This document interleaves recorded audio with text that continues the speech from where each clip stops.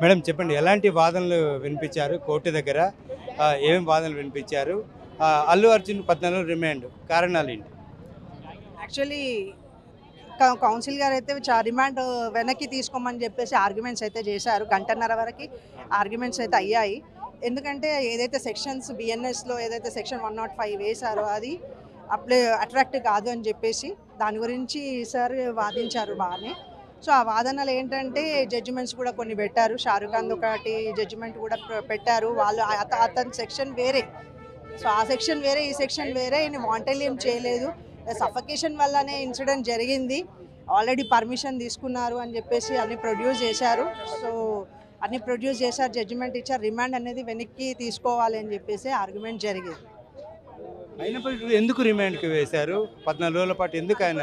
Culpable homicide అని చెప్పేసి council ఉంటారు కదా, ప్రాసిక్యూషన్ కౌన్సిల్. కల్పబుల్ హోమిసైడ్ తెలుసు ఈయనకి. ఈవెంట్ అంటే ఇతను సెలబ్రిటీ, వచ్చినప్పుడు చాలా గుంపు వస్తుంది అని చెప్పేసి తెలుసు. ఇట్లా సెలబ్రిటీస్ వచ్చినప్పుడు ఇలాంటి ఇన్సిడెంట్స్ జరుగుతాయి అని తెలుసు. అయినా కానీ అతను వచ్చాడు, అతను రావడం వల్లనే ఇలా జరిగిందని చెప్పి ప్రాసిక్యూషన్ వారు వాదించారు. గతంలో ఇలాంటి తొక్కిసలాట వల్ల కొంతమంది చనిపోయారు. ఆ ఉదాహరణలు కూడా మీరు చెప్పారు జడ్జి ముందు. కానీ ఎందుకు మీతో ఏకీభవించలేదు?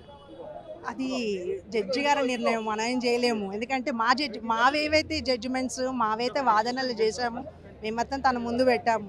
తను ఇదేది పరిగణలోకి తీసుకొని అది ఆర్డర్ అంటే రిమాండ్ చేయమని ఇచ్చిందో అది తనకి తెలియాలి. ఇప్పుడు హైకోర్టులో కనుక కోర్టు వస్తే ఆయన బయటకు వస్తారు, వచ్చేస్తారు, స్క్వాష్ థ్యాంక్. అది పరిస్థితి. ఇక్కడ అన్ని వాదనలు సంపూర్ణంగా వినిపించినప్పటికీ కూడా 14 రోజుల రిమాండ్ విధించారు ధర్మాసనం. ఇక హైకోర్టులో కనుక అల్లు అర్జున్కి అనుకూలంగా తీర్పు వస్తే ఆయన యథావిధిగా బయటకు వచ్చే అవకాశం ఉందని చెప్పి అల్లు అర్జున్ తరఫున వాదించిన అడ్వకేట్ చెప్పుకొస్తున్న పరిస్థితి కనిపిస్తుంది. కెమెరా పర్సన్ రాజాతో హరికృష్ణ, మన ఇంటి తెలుగు, హైదరాబాద్.